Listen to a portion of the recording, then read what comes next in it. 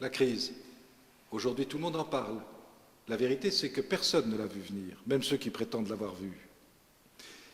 En réalité, cette crise, elle est considérable, elle est systémique, elle est totale. Elle est évidemment d'ordre financier, d'abord, principalement.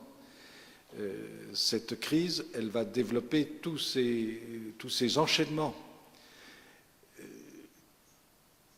On ne peut pas s'imaginer de construire une société, fût-elle commerciale, mais encore plus une société civile et encore plus une société politique sur un système de dettes.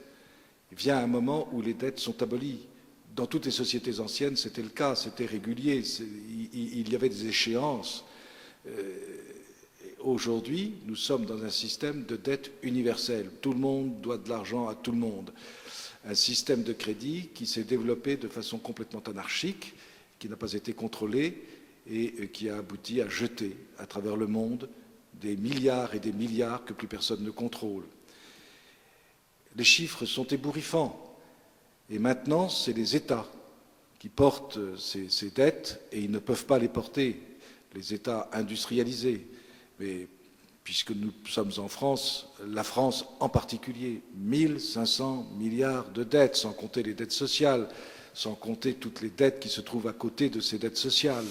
C'est considérable. D'autre part, il faut savoir que, parce que c'est très peu dit, les journaux spécialisés en parlent un petit peu, qu'en réalité, dans ces dettes se trouvent des titres de dette, des obligations d'État, qui se trouvent dans des actifs de banque, que les banques ont été obligées de prendre d'une certaine manière et de placer. Or, ces titres ne représentent plus rien. Rien. Ce sont des actifs qu'on appelle toxiques, parce qu'on trouve toujours des noms pour qualifier ce qui est en réalité, ce qui va être demain en réalité un passif, un effroyable passif. 2000 milliards vraisemblablement. Donc tous les plans de sauvetage se trouvent complètement dépassés et complètement en inadéquation avec la réalité. 2000 milliards de dettes d'État qui sont dans les banques européennes. Et les banques européennes, quand on connaît les rapports les plus secrets qui sont à l'intérieur qui sont faits à l'intérieur de la Banque centrale européenne ou au FMI, tout le monde sait qu'une grande partie des banques européennes sont complètement plombées par ces dettes irrecouvrables. C'est-à-dire que nous sommes devant une situation comparable à celle qui s'est déroulée il y a 2 ans. Et on attend le prochain ébranlement. Le prochain ébranlement sera catastrophique. Alors les Grecs, oui, les Grecs. M. Papandréou, l'autre jour, ou plus exactement au mois d'avril, a fait un discours d'union nationale. Il a expliqué aux Grecs que c'était maintenant une question de l'avenir même, qui relevait de l'avenir même de la Grèce. Mais c'était trop tard. On s'attendrait à ce qu'aujourd'hui, le gouvernement français, le président Sarkozy, plutôt que de faire des promesses, encore des promesses, ait le langage qu'il doit tenir, que doit tenir un chef d'État responsable, c'est-à-dire avant que n'arrivent les événements, dire que c'est dramatique et dire que c'est une question d'unité nationale, d'avenir même de la France. Alors ce propos a été tenu en Allemagne, ce propos a été tenu en Angleterre, tous les pays vont devoir y passer. Le président Obama lui-même est obligé d'y passer, il ne peut pas faire autrement. Il en va de l'avenir même des nations. Et on l'aura remarqué au dernier sommet de Toronto du G20 et au dernier sommet européen, dans les derniers sommets européens, dans toutes les réunions des ministres des Finances, on l'aura remarqué, chacun maintenant ne pense plus qu'à son intérêt. Ce qu'il y a de fâcheux, c'est qu'en France, nos habitudes idéologiques, y compris dans la droite ou ce qu'on appelle la prétendue droite, ces habitudes font qu'on pense d'abord à maintenir le système.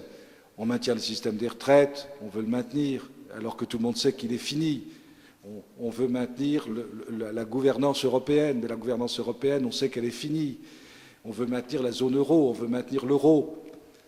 Mais l'euro, ça ne dépend plus que maintenant de la seule volonté de l'Allemagne. C'est l'Allemagne qui décidera si l'euro ou non se maintient. Il faudrait que la France, sur ce sujet, ait une position. Elle n'en a pas. Nous sommes prisonniers du système passé et tellement prisonniers qu'on n'envisage pas l'avenir.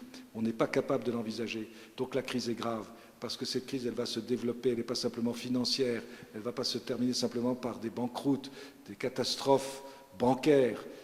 Elle va se poursuivre par une question sociale d'une gravité extrême. Supposez que les déposants s'aperçoivent un jour que leur dépôt a servi à couvrir des dettes irrecouvrables, comme ça s'est passé en Amérique. Supposons-le. Mais il n'y a plus de crédit, c'est fini. Le crédit, c'est credo, je crois, c'est avoir confiance. S'il n'y a plus de confiance, il n'y a plus d'économie. Nous arrivons au bout d'un cycle, c'est incontestable.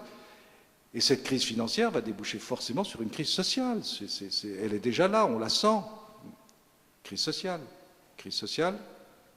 et crise, bien sûr, économique et crise politique. Et alors ça, on refuse de le voir. Car c'est tout un état d'esprit qu'il faut remettre en cause, et cet état d'esprit, c'est celui qui sous-tend le système politique tel qu'il est à l'heure actuelle. Regardez, dans cette crise, à quoi pensent les hommes politiques aux élections de 2012 ? Comment vais-je pouvoir me situer dans les élections de 2012 ? Mais en 2012, ça sera dramatique, et en 2017, n'en parlons pas. Non, là, il y a des étapes qui ont été franchies, il sera impossible de faire des retours arrière. Je ne crois pas, et peut-être grâce à Dieu, qu'un homme politique soit en état à l'heure actuelle d'assumer la situation telle qu'elle va se dérouler implacablement dans les quelques années à venir, peut-être dans les quelques mois à venir. Donc, arrêtons de personnaliser, de dire que c'est la faute d'un tel, la faute d'un tel. Non, non, non, c'est pas parce que Nicolas Sarkozy aurait mal géré. Bon, il a géré d'une certaine façon.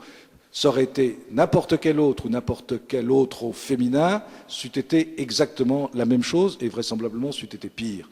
Donc la question, c'est pas là, elle n'est pas là, c'est une question d'institution, c'est une question de système, c'est une question aussi de conception générale de la vie, de civilisation. Nous arrivons au bout d'un système où on a cru que l'argent suffisait à tout. Et regardez les revendications, elles sont uniquement d'ordre monétaire, uniquement c'est Mammon qui règne. Eh bien, on veut autre chose, on voudra autre chose. C'est peut-être l'heure maintenant de l'esprit et de retrouver enfin les principes d'une véritable civilisation. La crise peut déboucher sur un mieux si les Français, parce que là, il faut parler de la France d'abord, si les Français savent à cette occasion faire une réflexion de fond et peut-être une certaine conversion. Ils ont pris peut-être de trop mauvaises habitudes, il faudrait en sortir pour concevoir un avenir.